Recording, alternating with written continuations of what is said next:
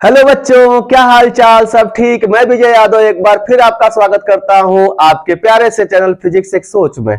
बच्चों, आज का जो हमारा टॉपिक है वो है Gauss's law and its provement. And इस पे जो इंपॉर्टेंट पॉइंट्स होते हैं न्यूमेरिकल्स को सॉल्व करने के लिए, इस वीडियो में हम इन सारे पॉइंट्स के बारे में जानेंगे।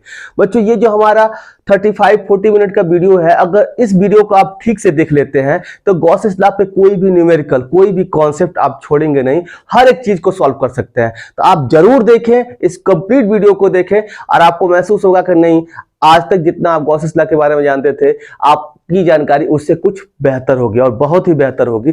तो बच्चों, इसके पिछले वाले वीडियो में हम लोग पढ़ा था इलेक्ट्रिक फ्लक्स और इलेक्ट्रिक फ्लक्स पे न्यूमेरिकल्स क्या होते हैं। इसके पिछले वाले वीडियो में पढ़ाया गया है। अगर जो लोग उस वीडियो को नहीं देखे हैं, डिस्क्रिप्शन बॉक्स में उसका लिंक दिया गया है, आप उसको, उसके नीचे आप उसको देखकर। गॉसेस लॉ क्या है बच्चों? सबसे पहले इसको हम क्यों पढ़ते हैं, इसके बारे में हम जान लेते हैं। बच्चों, अभी हमने इलेक्ट्रिक फ्लक्स जो फाई ई है इसको निकालना सीखा। और कब निकालना? मान लीजिए कि जब आपको कोई एक सरफेस दिया गया हो और यहां से कोई इलेक्ट्रिक फील्ड एक फिक्स डायरेक्शन में इधर की तरफ इलेक्ट्रिक फील्ड जा रहा हो और इसके बीच का एंगल आपको, मतलब कि ये इसका एरिया वेक्टर इधर की तरफ ए है, इन दोनों के बीच का एंगल थीटा पता हो, तब बहुत आसानी से आप ई ए कॉस थीटा लिख लेते हैं। इस थीटा की वैल्यू यहाँ पे आप प्रेडिक्ट कर लेते हैं। लेकिन बच्चों, अगर सपोज कीजिए कि ये एक सरफेस हो, मान लीजिए कि ये एक हमारा सरफेस है, सपोज कीजिए कि ये एक सरफेस है और यहाँ पे एक चार्ज रखा गया, एक चार्ज क्यू रखा गया, तो इससे इलेक्ट्रिक फील्ड लाइंस इधर भी निकलेंगी, इधर भी निकलेंगी, इधर भी निकलेंगी, इस तरह से ये इलेक्ट्रिक फील्ड लाइन इससे निकलेंगी। तो बच्चों, अगर कहा जाए इस चार्ज की वजह से इस सरफेस से कितना इलेक्ट्रिक फ्लक्स पास हो रहा है, तो आपको हर जगह यहाँ पे ये θ1 बनाएगा, हो सकता है यहाँ पे ये θ2 बनाए, वैसे हो सकता है यहाँ पे θ3 बने इसके एरिया वेक्टर से। इस तरह से different electric field lines different angle बनाएगा, तो हर के लिए थीटा निकालना और सबके लिए काउंट करके वैल्यू फाइंड आउट करना बहुत मुश्किल हो जाएगा। तो इस तरह का कंडीशन हो, मान लीजिए कोई एक स्फीयर हो, तो इस स्फीयर पे हर जगह कितना एंगल बन रहा है, कैसे, अगर मान लीजिए कि इस क्लोज फिगर से कितना इलेक्ट्रिक फ्लक्स पास करेगा, अगर इस तरह से काउंट करके थीटा एरिया निकाल कर मल्टीप्लाई करके काउंट करना होगा, तो काउंट तो होगा लेकिन बहुत ज्यादा ये कॉम्प्लेक्स हो जाएगा। तो इस तरह के फिगर से इलेक्ट्रिक फ्लक्स निकालने का आसान तरीका बताया किसने? गॉस ने बताया। और उनका जो स्टेटमेंट है यहाँ पे लिखा गया है, तो ये इलेक्ट्रिक फ्लक्स निकालने का आसान तरीका होता है। इस लॉ के द्वारा हम बहुत आसानी से हम क्या कर सकते हैं, किसी भी सरफेस से इलेक्ट्रिक फ्लक्स निकाल सकते हैं। एंड दूसरी चीज बच्चों, कि इसके द्वारा कोई एक, मान लीजिए कोई एक रेगुलर फिगर है जो यूनिफॉर्मली चार्ज्ड है, इसकी वजह से किसी पॉइंट पर इलेक्ट्रिक फील्ड निकालना है, चाहे कोई सीट है इसकी वजह से किसी पॉइंट पर इलेक्ट्रिक फील्ड निकालना है, ये इलेक्ट्रिक फील्ड भी निकालना है इसकी वजह से इसके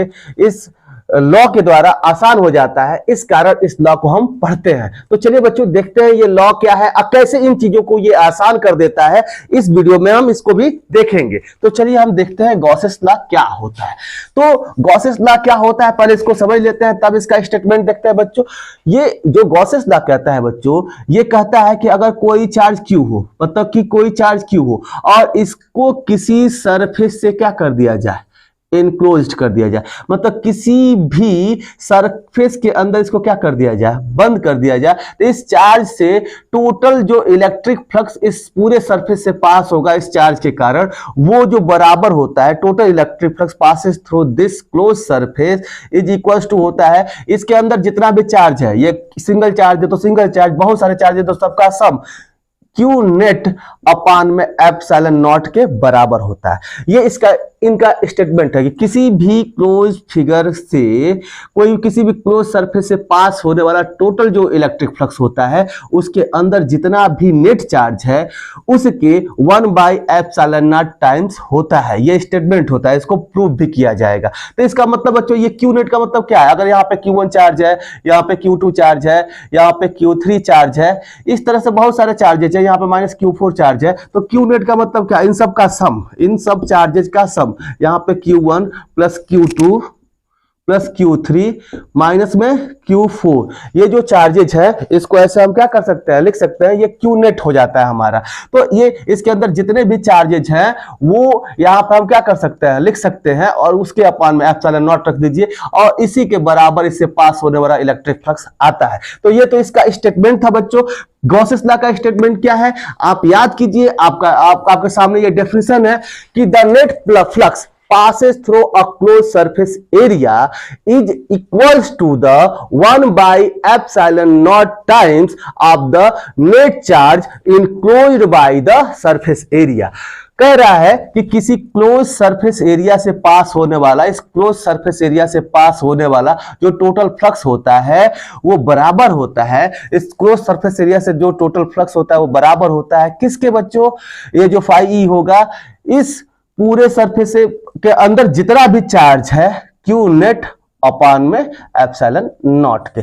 तो ये इसका स्टेटमेंट है, आप इस स्टेटमेंट को लिख लीजिए, उसके बाद से इस स्टेटमेंट को हम प्रूफ भी करेंगे। तो चलिए इस स्टेटमेंट को हमने लिख लिया, अब इसको हम प्रूफ करते हैं। यहां पे फाई ई इक्वल्स टू आप लिख लीजिए, सपोज कीजिए कि फाई इक्वल्स क्यू नेट अपान क्या हो जाएगा, एप्सिलॉन नॉट हो जाएगा। ये होता है statement of Gauss's law. Suppose कीजिए कि ये कोई हमारा एक क्लोज फिगर है, इसके अंदर जो चार्ज है वो कितना है, क्यू है। तो क्यू नेट मतलब जितना भी इसके अंदर चार्ज हो और बट अपान में एप्सिलॉन नॉट, ये स्टेटमेंट ऑफ गॉसेस लॉ है। अब चलिए बच्चों इसको थोड़ा सा और इसी फिगर से हम काम चला लेंगे, इसका प्रूवमेंट भी कर लेंगे। तो सपोज कीजिए कि ये हमारा एक क्लोज्ड सरफेस है, इसके अंदर कितना चार्ज है, क्यू चार्ज है। ये स्फेरिकल सरफेस है और इसके अंदर क्यू चार्ज है। ये कैसा भी इरेगुलर भी सरफेस होगा बच्चों ना, अगर ये सरफेस इरेगुलर भी है, क्लोज्ड है, इसके अंदर क्यू चार्ज है, तो इससे पास होने वाला इलेक्ट्रिक फ्लक्स की वैल्यू यही होती है। यही तो इसकी स्पेशलिटी है कि कैसा भी क्लोज सरफेस है उसके अंदर जो चार्ज है उस चार्ज अपॉन एप्सिलॉन नॉट ये बराबर ही इस सरफेस से क्या पास होगा, ये इलेक्ट्रिक फ्लक्स पास होगा। तो ये सरफेस कैसा भी हो, ये यूनिफॉर्म हो नॉन यूनिफॉर्म हो, ये कैसा भी सरफेस हो क्लोज्ड होना चाहिए, उसके अंदर अगर क्यू चार्ज है तो उससे पास होने वाला इलेक्ट्रिक फ्लक्स जो होगा वो कितना होगा, Q not upon epsilon not होगा।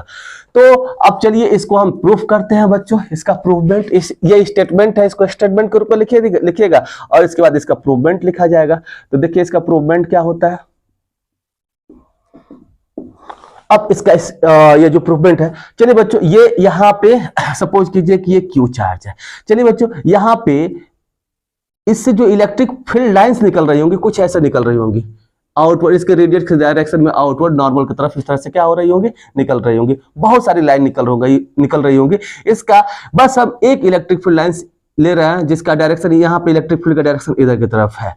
बच्चों यहाँ पे एक छोटा सा एक सरफेस एरिया हम ले रहे हैं, यहाँ पे एक बहुत छोटा सा DA सरफेस एरिया ले रहे हैं, और ये जो आप देख रहे हैं कि ये जो DA सरफेस एरिया लिया गया, अगर ये छोटा सा अगर सरफेस से अगर 90 डिग्री पे कोई लाइन खींचे तो बिल्कुल वो ये रेडियस के डायरेक्शन में ही इस DA का भी डायरेक्शन होगा। तो ये जो DA का डायरेक्शन है वो भी किधर की तरफ होगा, इस E के डायरेक्शन में ही होगा। अभी आपको इसके पहले बताया कोई स्फेरिकल फिगर है तो जो जिस पॉइंट पर अगर हमें एरिया का डायरेक्शन निकालना है उस पॉइंट पर रेडियस के अलोंग ही उसका क्या होता है, एरिया का डायरेक्शन होता है।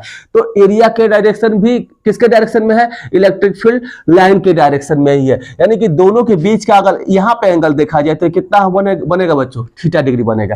तो वो मैं अगर आपसे यहां पूछूं कि इस स्मॉल सरफेस एरिया से पास होने वाला टोटल फ्लक्स कितना होगा, तो अब देखते हैं, लिखेंगे the electric flux passes through small surface area DA surface area से कितना फ्लक्स पास करेगा। तो इसको हम लिख सकते हैं बच्चों D5। सपोज कीजिए DA से जो फ्लक्स पास करेगा D5E पास करेगा। अब इसके लिए जो फॉर्मूला हमने लिखा वो क्या लिखा बच्चों, E DA, और इन दोनों के बीच का जो एंगल है उसका कोसाइन लिख दें यहाँ पे, E DA cos थीटा हो जाएगा।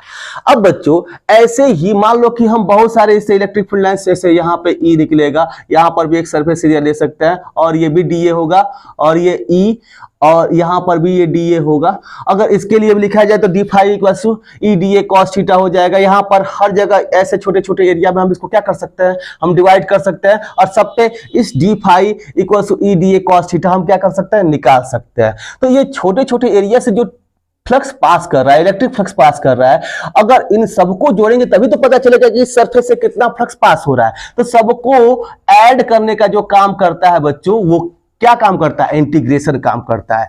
तो यहां पे लिखेंगे हेंस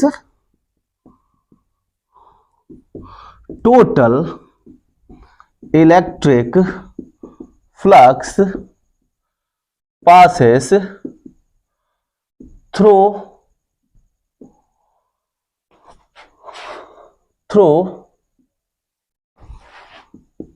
द स्फीयर इज, ये जो स्फीयर है इससे टोटल इलेक्ट्रिक फ्लक्स कितना पास करेगा।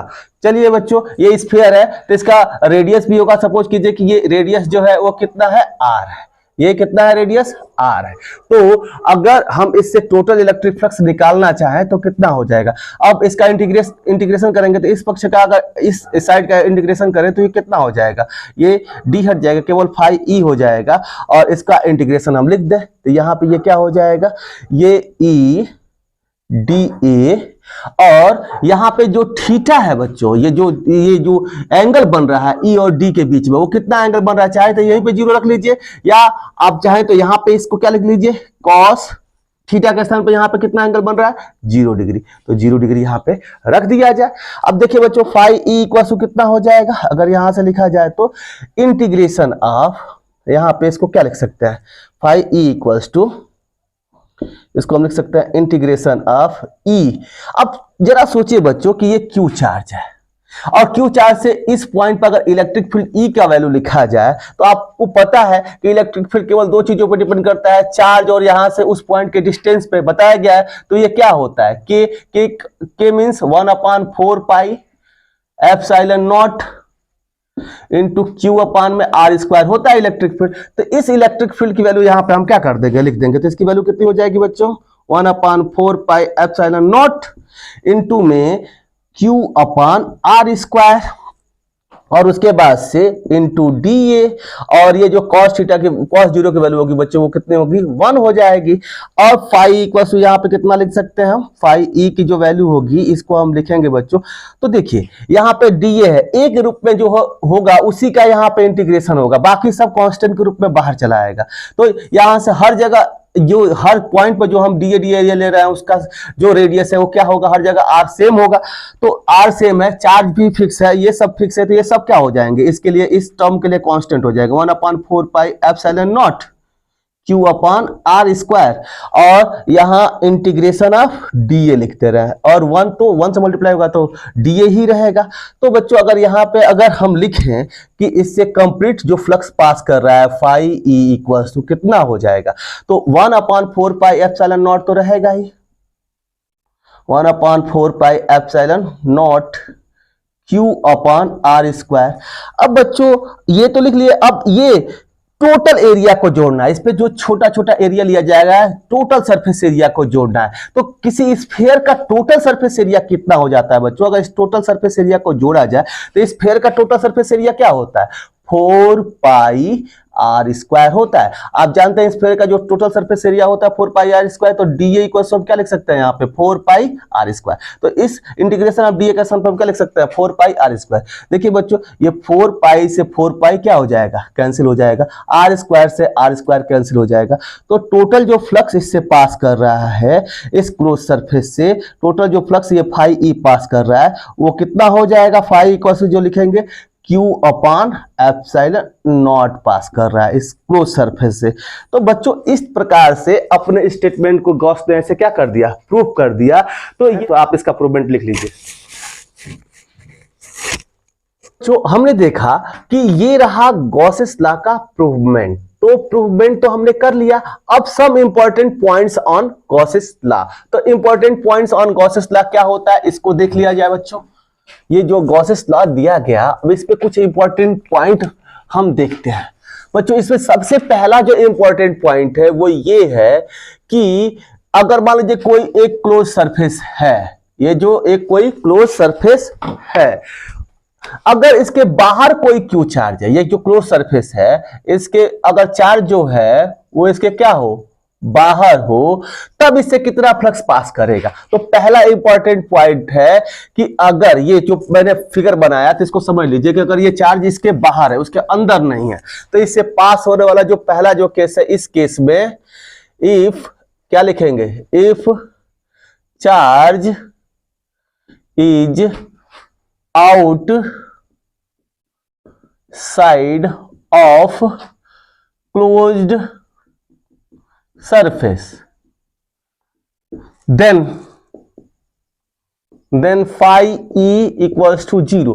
अब इसके अंदर रहेगा ही नहीं। मान लीजिए कि गॉसेस लॉ क्या कहता है, जो इसके अंदर चार्ज है, अंदर चार्ज तो 0 हो गया, तो इससे जो फाई ई जो पास करेगा वो चार्ज अंदर 0 बटे एप्सिलॉन नॉट, इसकी वैल्यू कितनी हो जाएगी, 0। अगर चार्ज बाहर हो तो इससे पास होने वाला इलेक्ट्रिक फ्लक्स कितना हो जाएगा बच्चों, 0 हो जाएगा। दूसरा जो इंपॉर्टेंट पॉइंट है, ये phi equal E equal to आपने देखा Q अपान में एप्सिलॉन नॉट आया।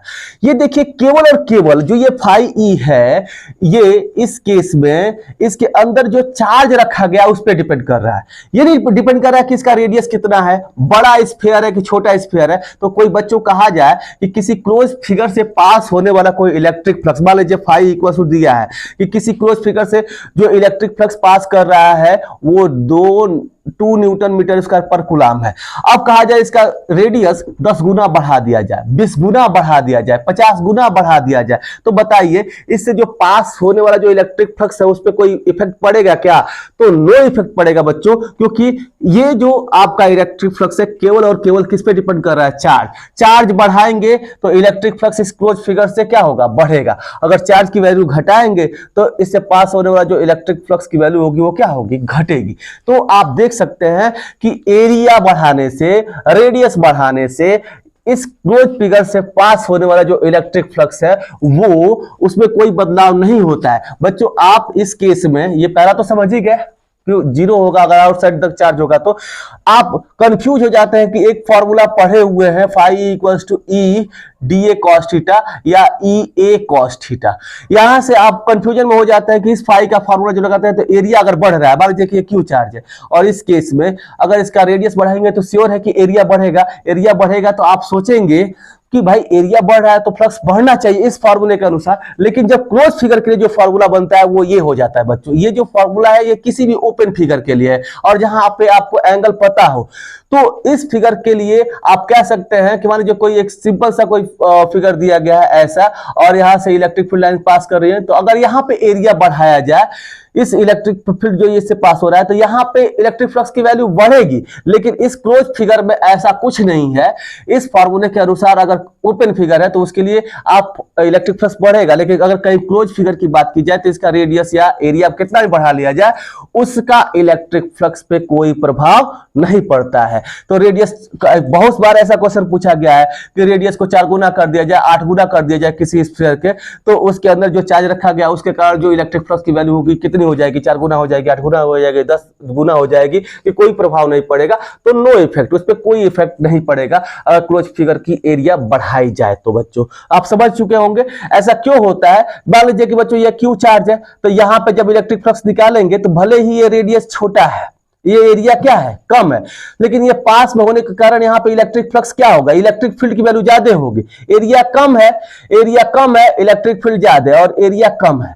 और बच्चों अगर एरिया बढ़ा देंगे, मान लीजिए कि एरिया बढ़ा दिए, तब भी इतना ही होगा। इसमें क्या होगा कि यहां से ज्यादा दूरी पे इलेक्ट्रिक फील्ड की वैल्यू क्या हो जाएगी, कम हो जाएगी। इलेक्ट्रिक फील्ड की वैल्यू क्या हो जाएगी, कम, और उसी रेशियो में एरिया क्या हो जाएगा, बढ़ जाएगा। तो दोनों का जो मैग्नीट्यूड होगा वो हमेशा दोनों का मल्टीप्लीकेशन क्या रहेगा, कांस्टेंट रहेगा। इसलिए कितना भी एरिया बढ़ा लीजिए, एरिया जैसे बढ़ाते जाएंगे वैसे इलेक्ट्रिक फील्ड की वैल्यू कम होती जाएगी। मल्टीप्लीकेशन हमेशा किसके बराबर आएगा, क्यू बाई में एप्सिलॉन नॉट के बराबर आएगा। तो यही कॉन्सेप्ट लेकर किसने बताया था, गॉस ने बताया था कि किसी क्लोज फिगर से पास हो रहा जो इलेक्ट्रिक फ्लक्स होता है वो क्यू बाई एप्सिलॉन नॉट होता है, और उस क्लोज फिगर का एरिया कितना भी बढ़ा लीजिए उससे कोई इफेक्ट नहीं पड़ने वाला है। तीसरा जो इंपॉर्टेंट पॉइंट है बच्चों कि अगर कोई ये हमारा क्लोज फिगर है और इसके अंदर टोटल चार्ज का सम 0 हो जाए, जैसे मान लीजिए एक डाइपोल इस पर रखते हैं, एक प्लस क्यू चार्ज एक माइनस क्यू चार्ज, और इसके बीच का कुछ डिस्टेंस रख दे, मान लीजिए 2l रख लें इसके बीच का डिस्टेंस। तो अब इससे कितना इलेक्ट्रिक फ्लक्स पास करेगा? तो बच्चों देखिए, अब इस सरफेस एरिया के अंदर जो टोटल चार्ज होगा वो 0 और बाई में एप्सिलॉन नॉट, तो इससे पास होने वाला जो टोटल फ्लक्स की वैल्यू हो जाएगी वो कितनी हो जाएगी? 0 ही होगी। और इसको कई बार नीट में इसको कई बार इस क्वेश्चन को पूछा गया कि अगर किसी भी क्लोज सरफेस के अंदर कोई अगर डाइपोल रख दिया जाए तो उससे कितना इलेक्ट्रिक फ्लक्स पास होता है? तो 0 होता है। बच्चों जो नेक्स्ट पॉइंट है हमारा अब ये है कि अगर कोई एक गॉसियन सरफेस है, सपोज कीजिए बच्चों कोई गॉसियन सरफेस है, आपका कोई क्यूब हो या क्यूबॉइड हो, स्फेयर हो, कोई भी ये जो गॉसियन सरफेस है आपसे आपका, तो इससे अगर कोई एक यूनिफॉर्म इलेक्ट्रिक फील्ड इससे क्या हो रहा है? पास हो रहा है। तो अगर इससे अगर कोई यूनिफॉर्म इलेक्ट्रिक फील्ड ई जा रहा है तो इससे पास होने वाला टोटल इलेक्ट्रिक फ्लक्स की जो वैल्यू होती है वो बच्चों 0 होती है। बच्चों यूनिफॉर्म इलेक्ट्रिक फील्ड का मतलब क्या कि यहाँ पे इलेक्ट्रिक फील्ड की वैल्यू फिक्स हो, जैसे 2I इस तरह से न्यूटन पर कूलम दे दिया जाए, तो यहाँ I का मतलब ये इलेक्ट्रिक फील्ड एक्स डायरेक्शन में जा रहा है और यहाँ इसका जो मैग्नीट्यूड है वो 2 न्यूटन पर कूलम है। तो इस केस में इससे पास होने वाला जो इलेक्ट्रिक इससे जो पास होगा इस पूरे सरफेस से जो इलेक्ट्रिक फ्लक्स हो क्या हो जाएगा? 0 हो जाएगा।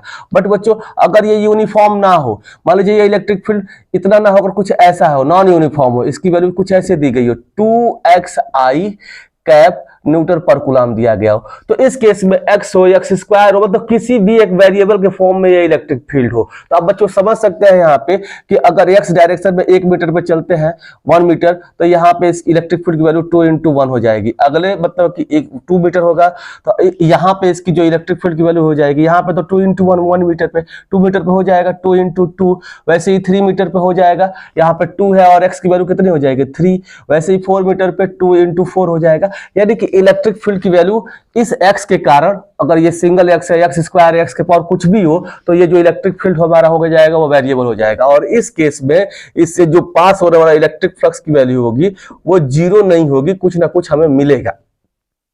इस पहले वाले केस में से 0 क्यों हो जा रहा है बच्चों? जितना यहाँ पे इलेक्ट्रिक फ्लक्स बाहर की तरफ निकल रहा है, अगर यहाँ पे जो इलेक्ट्रिक फ्लक्स बाहर की तरफ निकल रहा है ये अगर निकाला जाएगा यहाँ फाई की वैल्यू E cos थीटा रख के, तो यहाँ पे जो मिलने वाला जो इलेक्ट्रिक फ्लक्स होगा एक ये पॉजिटिव हो जाएगा और ये नेगेटिव हो जाएगा, दोनों को जोड़ेंगे तो 0 हो जाएगा, इसलिए टोटल 0 हो जाएगा। लेकिन इस केस में बच्चों यहाँ पे इलेक्ट्रिक फील्ड की वैल्यू अगर यहाँ पे देखा जाए कि इस कंडीशन के हिसाब से कम है और यहाँ पे ज्यादा होगा तो फ्लक्स की वैल्यू सेम नहीं आएगी, अलग अलग आएगी, एक में से दूसरे को घटाएंगे तो कुछ ना कुछ वैल्यू मिलेगी। तो याद रखना है बच्चों, अगर इससे कोई आपका यूनिफॉर्म इलेक्ट्रिक फ्लक्स फील्ड पास हो रहा हो तो उस केस में जो इससे इलेक्ट्रिक फ्लक्स की वैल्यू होगी वो कितनी हो जाएगी? पास होने वाली इलेक्ट्रिक फ्लक्स की वैल्यू कितनी हो जाएगी? 0। और अगर नॉन यूनिफॉर्म है तो ये 0 नहीं होगा, कुछ ना कुछ वैल्यू मिलेगा, काउंट करना पड़ेगा। इस पर न्यूमेरिकल में बताऊंगा तो आप जरूर देखें।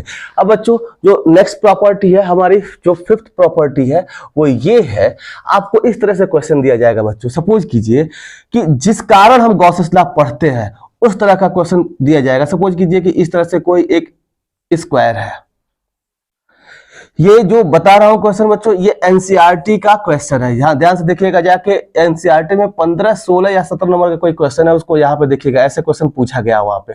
ये स्क्वायर है जिसका साइड 10 सेंटीमीटर है और इससे 10 सेंटीमीटर इसका साइड है और इसके सेंटर से 5 सेंटीमीटर की दूरी पे, 5 सेंटीमीटर की दूरी पे एक चार्ज रखा गया। सपोज कीजिए 5 कूलम या Q कूलम का चार्ज रखा गया। यहाँ पे कितने कूलम का चार्ज रखा गया? Q कूलम का। अब बच्चों आपसे कहा जाएगा इस Q कूलम चार्ज की वजह से इस सरफेस से कितना इलेक्ट्रिक फ्लक्स पास करेगा, इसको आपको क्या करना है? काउंट करना है। तो ये तो क्वेश्चन ही यहां से सॉल्व हो जाएगा बच्चों। कैसे सॉल्व हो जाएगा देख लीजिए, लेकिन एक कॉन्सेप्ट बनता है कि जब इस तरह से क्वेश्चन पूछा जाए तो आप कैसे सॉल्व करेंगे। बच्चों अगर आपको इस तरह से कोई, अभी आपको बताया गया कि अगर ऐसे कोई सरफेस दिया जा रहा है, आपको ऐसे कोई सरफेस आपको दिया जा रहा है और इसका जो इसके एरिया वेक्टर का डायरेक्शन, ये जो इसके एरिया वेक्टर का डायरेक्शन है इधर की तरफ है और इससे मान लीजिए कि कोई इलेक्ट्रिक फील्ड का डायरेक्शन ई इधर की तरफ है और इन दोनों के बीच का एंगल थीटा है, तो आप आसानी से इससे पास होने वाला फ्लक्स की वैल्यू निकाल ले रहे हैं E cos थीटा। अगर इसका टोटल एरिया दिया गया हो और इलेक्ट्रिक फील्ड की वैल्यू एक फिक्स डायरेक्शन में इधर की तरफ जा रही है तो आप ये फॉर्मूला लगा रहे हैं। लेकिन बच्चों जब यहाँ पे कोई चार्ज है, चार्ज से जो इलेक्ट्रिक फील्ड लाइंस निकलेंगी वो सीधे भी जाएंगी, इधर से भी होके जाएंगी, इधर से भी होके जाएंगी, इधर से भी होके जाएंगी। हर एक इलेक्ट्रिक फील्ड लाइंस के लिए मान लीजिए कि यहाँ पे ये यही मैं बना दे रहा हूँ, यहाँ पे क्यू चार्ज रख दे रहा हूँ, तो क्यू चार्ज की वजह से ये इलेक्ट्रिक फील्ड लाइंस इधर भी जाएंगी, इधर भी जाएंगे, इधर भी जाएंगे, इधर भी जाएंगे, इधर भी जाएंगे, इधर भी जाएंगे, इधर भी जाएंगे, मतलब बहुत सारे डिफरेंट डायरेक्शन में इलेक्ट्रिक फील्ड लाइन से यहाँ से पास करेगा। अब हर एक के लिए इस एरिया वेक्टर से जो डायरेक्शन होगा थीटा, थीटा 2, थीटा 3, अब ये बनाएगा। तो अब कितने इलेक्ट्रिक फील्ड लाइंस के लिए कितनी बार इसका फॉर्मूला बना लगाएंगे बच्चों, नहीं लग पाएगा, और इससे निकालना क्या हो जाएगा, बहुत कॉम्प्लेक्स हो जाएगा। तो इन्हीं सारे केसेस के लिए हम लोगों ने पढ़ा है गॉसेस लॉ, और इस तरह का जब केस बने तो आपको गॉसियन सरफेस ड्रॉ करना पड़ता है। तो बच्चों अगर ये स्क्वायर है तो इसको ऐसे स्क्वायर से इसको हमें कवर करना पड़ेगा, ऐसे डिफरेंट टाइप के स्क्वायर से इस चार्ज को हमें क्या करना पड़ेगा, कवर करना पड़ेगा, और इसका गॉसियन सरफेस बनाना पड़ेगा। तो जब ऐसा कंडीशन हो तो बच्चों एक फेस तो ये है ही है, इस चार्ज को हमें क्या करना पड़ेगा, इस सारे बहुत सारे मतलब कि जितने भी स्क्वायर से ढक सके उससे हम इसको ढकेंगे, कवर करेंगे, गॉसियन सरफेस बनाएंगे जिसके अंदर ये चार्ज आ जाए। तो चलिए इसको कवर किया जाता है, इसको जितना ये इसका लेंथ है उतना ही लेंथ ऊपर ले लीजिए, यहां से भी ले लीजिए, ऐसे यहां से भी इसका लेंथ ले लीजिए और यहां से ले लीजिए, इस तरह से। अब इस को इन सारे स्क्वायर से ये क्या बन जाएगा बच्चों, एक क्यूब बन जाएगा, और इस क्यूब के अंदर ये क्या हो जाएगा, आपका चार्ज क्यू आ जाएगा। ये जो चार्ज है देखिए इस क्यूब के अंदर आ गया। अब देखिए इसमें कितने फेसेस है बच्चों, एक नीचे वाला, एक ये फेस, एक ये फेस, एक सामने वाला, एक पीछे वाला, एक ऊपर वाला, 6 फेसेस हो जाएंगे बच्चों। अब इस पूरे क्यूब से ये गॉसियन सरफेस बन गया, तो इस पूरे क्यूब से जो फ्लक्स पास करेगा बच्चों इस केस में, वो कितना पास करेगा, क्यू बाई एप्सिलॉन नॉट, कितना, इस पूरे क्यूब से। ये चार्ज इस गॉसियन सरफेस के अंदर आ गया, इस कारण अब ये चार्ज इस गॉसियन सरफेस के अंदर, तो किसी भी गॉसियन सरफेस से जो फ्लक्स पास होता है फाई ई इक्वल टू कितना हो जाता है, क्यू अपॉन एप्सिलॉन नॉट। अब बच्चों ये 6 इक्वल फेसेस हैं, और 6 इक्वल फेसेस से जो फ्लक्स पास कर रहा है वो कितना पास कर रहा है, Q by epsilon not. 6 faces से कितना पास कर रहा है, क्यू बाई एप्सिलॉन नॉट। तो बच्चों केवल नीचे वाले फेस से अगर हमें इलेक्ट्रिक फ्लक्स निकालना है, केवल 1 फेसेस से निकालना है, तो 1 फेस से कितना पास करेगा, 6 फेसेस से इतना, तो 1 फेसेस से 1/6 क्यू बाई एप्सिलॉन नॉट।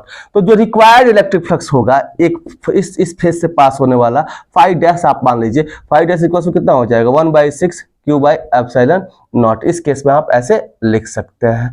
तो इस तरह से ये फॉर्मूला बनेगा, और वैसे ही यहाँ पर निकाला गया। आप कोई भी चार्ज यहाँ पे दिया गया तो इस चार्ज की वैल्यू यहाँ पे रख के क्या कर सकते हैं, इस एक फेस से, ये नीचे वाले फेस से जो यहाँ पे निकालना थोड़ा सा बहुत मुश्किल था, अलग अलग आप एंगल निकाल कर यहाँ पे फाइंड आउट करना पड़ता, जो कि बहुत आसानी से गॉसियन सरफेस आपने ड्रॉ किया तो इसको निकाल सकते हैं कि इस फेस से कितना इलेक्ट्रिक फ्लक्स क्या होगा, पास आउट करेगा। ऐसे ही और भी बहुत सारे इस पे ट्रिक्स है बच्चों। ट्रिक का मतलब कॉन्सेप्ट्स हैं जिसको आपको समझना पड़ेगा। तो चलिए अभी तो हमने ये समझा कि कोई एक स्क्वायर हो और स्क्वायर के ऊपर कोई मतलब चार्ज रखा गया तो उस स्क्वायर से कितना इलेक्ट्रिक फ्लक्स पास करेगा, कैसे उसको काउंट किया जाएगा। 6th कॉन्सेप्ट है, 6ठा कॉन्सेप्ट है, वो क्या है कि बच्चों अगर मान लीजिए कोई भी एक 3 डायमेंशनल फिगर है, मान लीजिए कि ये आपका एक सिलेंडर है, सिलेंडर के अंदर अगर कोई क्यू चार्ज है तो इस पूरा सिलेंडर से जो ये गॉसियन सरफेस हो जाएगा, ये एक पूरा क्लोज सरफेस है, चारों तरफ से कवर्ड है, तो ये गॉसियन सरफेस के अंदर क्यू चार्ज है, तो इससे पास होने वाला जो इलेक्ट्रिक फ्लक्स की वैल्यू होगी phi E equal to Q by epsilon naught होगी। ये तो हम जानते हैं, लेकिन ये चार्ज बच्चों बिल्कुल इसके ऊपर वाले सरफेस पे, यहाँ पे हो, इसके सरफेस पे हो, तो अब तो इसके अंदर नहीं है, तब इससे कितना फ्लक्स पास करेगा। यहां पे इस तरह से नॉर्मली इस काउंट करना बहुत मुश्किल है। हम क्या करेंगे बच्चों, जैसा ये नीचे का सिलेंडर है इसी प्रकार का एक यूनिफॉर्म सिलेंडर इतने ही बड़ा इसके ऊपर हम क्या कर लेंगे, ड्रॉ कर लेंगे, एक हम इमेजिनरी सरफेस ऐसे क्या कर लेंगे, ड्रॉ कर लेंगे। अब इस पूरे बड़े वाले सिलेंडर के अंदर ये इससे बना और इससे बने इस सिलेंडर के अंदर ये चार्ज आ गया। अब आप इसको पूरे इस सरफेस को क्या मान सकते हैं, गॉसियन सरफेस मान सकते हैं। तो बच्चों ये जो पहले सिलेंडर था और ये जो बाद में बनाया गया, यानी कि दोनों को मिलकर एक गॉसियन सरफेस बना और उसके अंदर ये चार्ज क्यू है, तो इन दो सरफेसेस से पास होने वाला जो इलेक्ट्रिक फ्लक्स होगा वो कितना हो जाएगा, क्यू बाई एप्सिलॉन नॉट हो जाएगा। दोनों सरफेसेस से पास होने वाला जो इसकी वैल्यू होगी वो कितनी हो जाएगी, दो सरफेस से पास होने वाला क्यू बाई एप्सिलॉन नॉट हो जाएगा। तो ये ऊपर वाला तो हम छोड़ देंगे, केवल नीचे वाले से पता करना है बच्चों। तो 2 से क्यू बाई एप्सिलॉन नॉट, तो एक सरफेस से नीचे वाले जो ये पूरा फिगर दिया गया इससे पास होने वाला इलेक्ट्रिक फ्लक्स की वैल्यू कितनी हो जाएगी, 1/2 क्यू बाई एप्सिलॉन नॉट हो जाएगा। तो रिक्वायर्ड फाई ई, अगर आप रिक्वायर्ड निकालना चाहते हैं, जो हमें निकालना था आर क्यू, इसको रिक्वायर्ड का मतलब कि जो हमें निकालना फाइंड आउट करना था, अगर इसको लिखा जाए तो कितना हो जाएगा बच्चों, केवल इसके सरफेस पे है तो कितना हो जाएगा 1/2 क्यू बाई एप्सिलॉन नॉट हो जाएगा। तो ऐसे ही अगर कोई फिगर है तो ऐसे इस तरह से आप क्या कर सकते हैं, ये क्वेश्चन सॉल्व कर सकते हैं। इसी कॉन्सेप्ट में बच्चों मान लो कि कोई एक क्यूब है, एक क्यूब है आपका,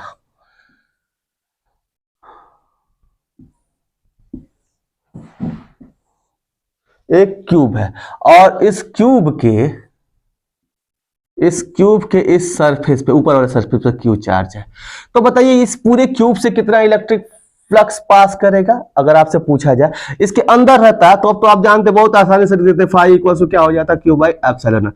अब इसके ऊपर है तो कैसे, इस तरह से जनरली लिखा नहीं जा सकता है। तो बच्चों आप क्या करेंगे, एक गॉसियन सरफेस ड्रॉ करेंगे, जैसा नीचे क्यूब है वैसा ही एक इसके ऊपर क्यूब बनाएंगे हम, ऐसे कुछ, ऐसे ये क्यूब हम क्या कर दिए, बना दिए। और आप देखिए अब ये जो चार्ज है वो इस क्यूब के अंदर क्या हो गया, ढक गया, इस कंप्लीट क्यूब के अंदर। ये दोनों से जो अब क्यूबाइड बन गया, और क्यूबाइड ये बनने की वजह से ये इसके अंदर क्या हो गया, ये चार्ज ढक गया। अब इन टू क्यूब से जो पास होने वाला इलेक्ट्रिक फ्लक्स होगा, अब क्यू इसके दोनों के अंदर क्यू चार्ज है तो क्यू बाई एप्सिलॉन नॉट हो जाएगा। तो एक क्यूब से कितना पास करेगा, नीचे वाले से कितना पास करेगा, 1/2 क्यू बाई एप्सिलॉन नॉट हो जाएगा। आप इस बात को समझ रहे हैं, यानी कि फाई ई रिक्वायर्ड इस केस में कितना हो जाएगा, फाई ई रिक्वायर्ड आपका इस केस में कितना हो जाएगा, 1/2 क्यू बाई एप्सिलॉन नॉट। अब बच्चों हम देखेंगे इसी पर अगला क्वेश्चन जो बेस, इसमें अगर सपोज करो कि जो चार्ज है वो इसके सरफेस पे ना होकर इसके किसी इस लाइन पे हो, यहां पे हो, ये चार्ज कहां हो, इस लाइन पे हो, यहां पे।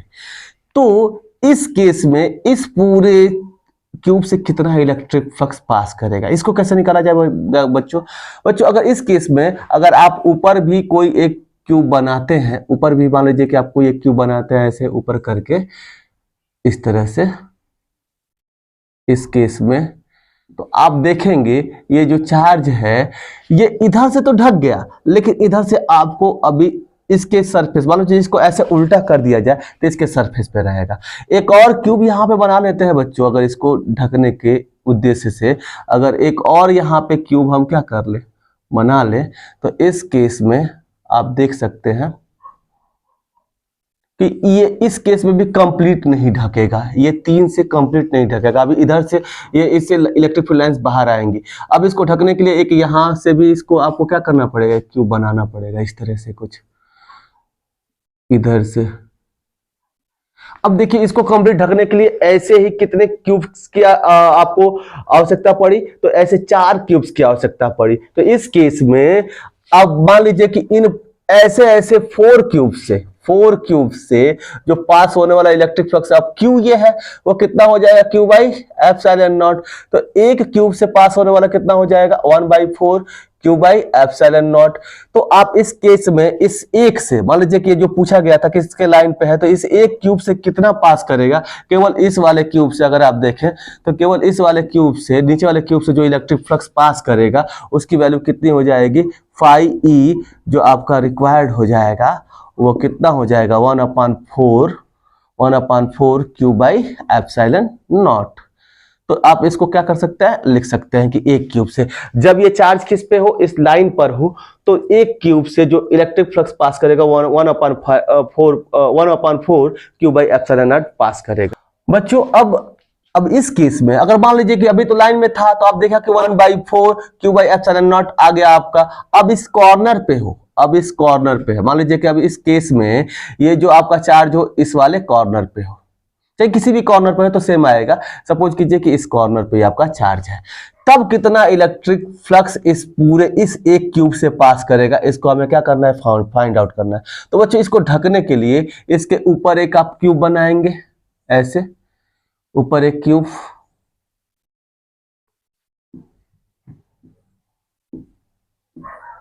वैसे ही इसके साथ एक क्यूब,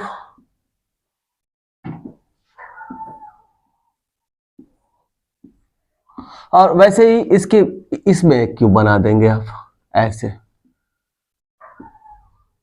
अब ये 4 क्यूब्स है, मान लीजिए कि बिल्कुल इस वाले यहाँ पे है ये 4, तो ये इसके इस कॉर्नर पे है, तो ये 4 क्यूब से पीछे से तो ढक गया, लेकिन सामने से तो आपको अब दिखाई देगा ना। ये गॉसियन सरफेस जो बना उसके अंदर थोड़ा नहीं है, इसके ये तो ऊपर हो गया।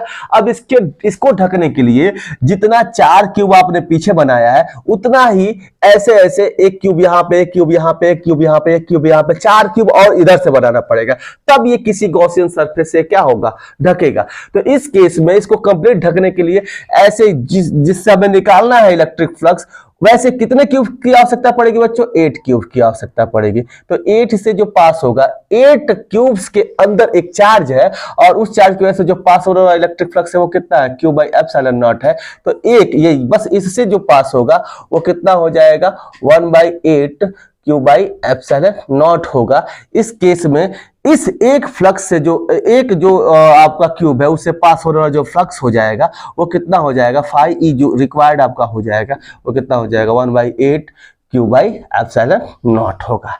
तो इस तरह से हम देख सकते हैं बच्चों, अगर ये कॉर्नर पे ही है, मान लीजिए कि अब ये एक क्यूब से, यहाँ पे बच्चों सपोज कीजिए कि एक क्यूब से जो 1/8 Q by epsilon not pass हो रहा है, ये केस है, और ये लास्ट केस है। अब इसके बाद हम लोग इस पे न्यूमेरिकल करेंगे बच्चों, अगले वीडियो में करेंगे। पहले यहां पे इसको समझ लेते हैं। अगर ये एक क्यूब है बच्चों, अब ये आपसे पूछा जाए, अभी तो इस पूरे ये चार्ज है और यहाँ पे क्यू चार्ज है, एक क्यूब है और यहाँ पे क्यू चार्ज है, तो हमने देखा कि इस पूरे क्यूब से जो पास होने वाला इलेक्ट्रिक फ्लक्स है वो कितना है? 1/8 Q बाई एप्सिलॉन नॉट है। अब आपसे पूछ दिया जाए बच्चों कि इस क्यू चार्ज की वजह से इस वाले जो इधर वाला फेस है, इसका अपोजिट जो फेस है, इस वाले फेस से कितना इलेक्ट्रिक फ्लक्स पास करेगा, तो आप कितना इलेक्ट्रिक फ्लक्स पास करेगा इसको आप देख सकते हैं। कैसे बच्चों? अगर मान लीजिए इस कॉर्नर पे है, तो बच्चों ये देखिए, इस ऊपर वाले सरफेस को, इस वाले सरफेस को, और ये जो फ्रंट वाला सरफेस है, इससे जो मान लीजिए कि जो इलेक्ट्रिक इनका जो डायरेक्शन है, इसका डायरेक्शन इधर की तरफ, और इससे पास वाले जो इलेक्ट्रिक फील्ड की डायरेक्शन है वो इधर की तरफ, तो इस पूरे लाइन पर ही ये इलेक्ट्रिक फील्ड होगा, और जो इलेक्ट्रिक फील्ड होगा उससे परपेंडिकुलर डायरेक्शन में ये आपका क्या होगा? एरिया होगा। तो इससे और जो आपका ऊपर वाला सरफेस है, इन केसेस में जो इलेक्ट्रिक फील्ड होंगे, मान लीजिए ये इलेक्ट्रिक फील्ड इधर की तरफ है तो ऊपर की तरफ ये आपका एरिया डायरेक्शन है। तो अब इन तीन फेसेस से जो फाई ई पास होगा वो ई ए cos 90 हो जाने के कारण इन तीन फेसेस से, ये इसके ऊपर वाला इस फेस और इस फेस से जो इलेक्ट्रिक फ्लक्स पास करेगा वो 0 पास करेगा।